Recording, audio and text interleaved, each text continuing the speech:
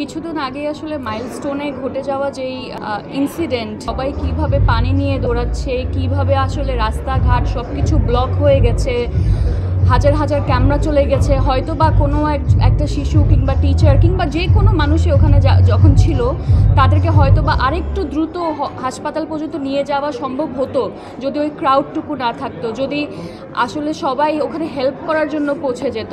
তো তখন আসলে বারবার আমার কাছে, আমি যখন মালতীর কিছু দৃশ্য শ্যুট করছিলাম ওই জায়গাটাতে, ওই দিনটাতে ফিরে যাচ্ছিলাম।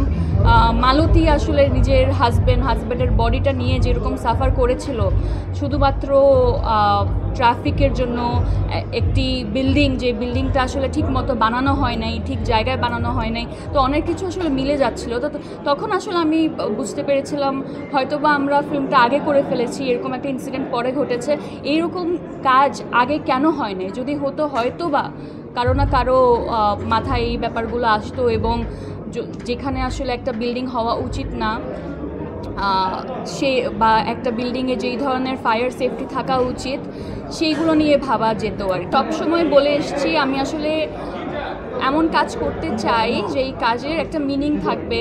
আমার যেই প্রায়োরিটি আমার দরকার, আমার প্রায়োরিটি লিস্টের মধ্যে সবার আগে থাকে গল্প, ভালো একজন ডিরেক্টর, ভালো স্ক্রিপ্ট রাইটার, ভালো একটা টিম, কো আর্টিস্ট।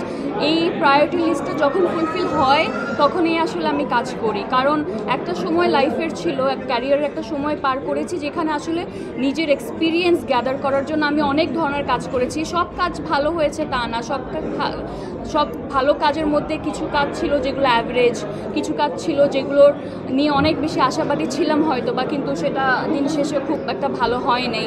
তো ওইটা ছিল আমার এক্সপিরিয়েন্স গ্যাদার করার ফেজ। আর আমার ক্যারিয়ার এখন আমি যেই ফেজে আছি, এখানে আসলে আমি মিনিংফুল কাজের সাথে থাকতে চাই, এমন একটা কাজ করতে চাই যেটা দেখে দর্শক আসলে হতাশ হবেন না এবং বলবেন যাক, মেজবিন অনেকদিন পরে কাজ করেছে কিন্তু ভালো কিছু নিয়ে এসছে।